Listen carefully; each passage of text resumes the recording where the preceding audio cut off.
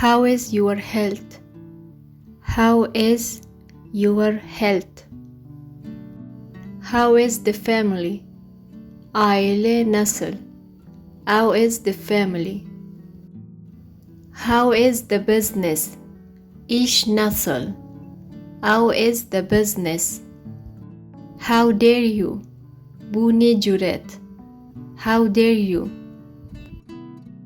Will you marry me? Benimle evlenir misin? Will you marry me? You are speaking too fast. Çok hızlı konuşuyorsun. You are speaking too fast. Please tell me. Lütfen söyle bana. Please tell me. He will come tomorrow. Yarın gelecek. He will come tomorrow. Perhaps. Belki. Perhaps. I saw him yesterday. Onu dün gördüm. I saw him yesterday. I saw him yesterday. I saw it with my own eyes. Kendi gözlerimle gördüm. I saw it with my own eyes. He went. O gitti. O went gitti. He went. O gitti. Go straight.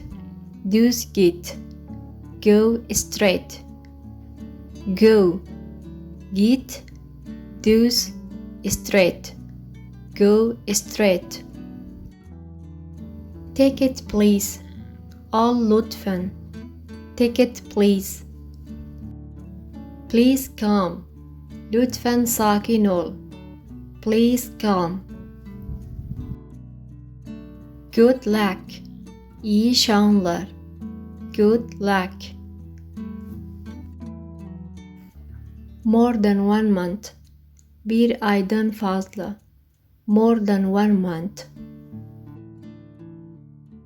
More than a week. Bir haftadan fazla. More than a week. More fazla. One. Haftadan a week. Speak slowly. Yavaşça konuş. Speak slowly. Yavaşça slowly. Konuş speak. Speak slowly. Make haste. Acele etmek. Make haste. Acele etmek. Go with him. Onunla git. Go with him. Onunla git. Go with him. Go to the shopping with him. Onunla alışverişe git. Go to the shopping with him. Go to the shopping with him.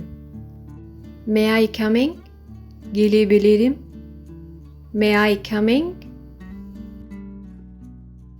Come in please. Gelin lütfen. Come in please. Come in please. Fixed price. Sabit fiyat. Fixed price. How far is it? Ne kadar uzakta? How far is it? Ne kadar uzakta? You are wrong.